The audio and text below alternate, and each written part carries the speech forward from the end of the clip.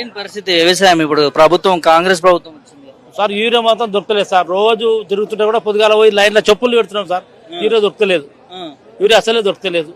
ఇంకా ఏం చేస్తాం సార్, ఇంకా ఏం కాపురం చేస్తాము, ఏమని చేస్తాం చెప్పు. ఇది కథ. పిండి సంచులు దొరకలేవు, యూరియా అసలే దొరకలేదు అసలు. అధికారులు ఏమంటారు సార్ అధికారులు, ఇంకా ఎక్కడ పోతుందో మరి. ఇంతకుముందు అంటే కేసీఆర్ ప్రభుత్వం ఉన్నప్పుడైతే మస్తు వస్తుండే, ఇప్పుడైతే అసలు యూరియానే లేదు. కొట్టుకుంటారు సార్, ఆడలు కొట్టుకుంటున్నారు, ఆడలు ఊరుకోరు కొట్టుకుంటారు. చూస్తే అసలు యూరియా అసలు దొరుకుతూనే లేదు.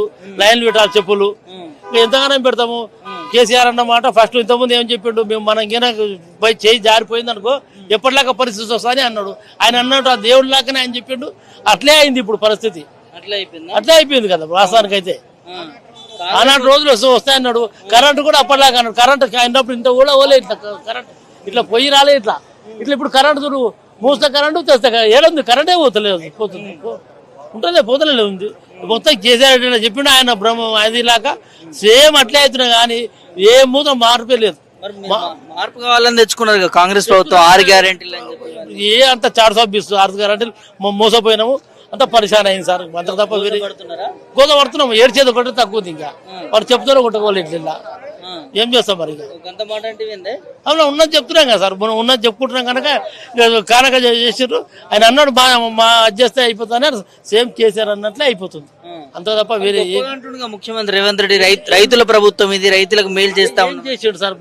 గొప్ప అని ఏం చేసిండు, బస్సు ఫ్రీ పెట్టిండు.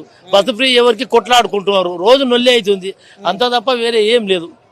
మరి అది పరిస్థితి సార్. మరి అందరు ఇబ్బంది పడుతున్నారు, చాలా మంది ఇబ్బంది పడుతున్నారు.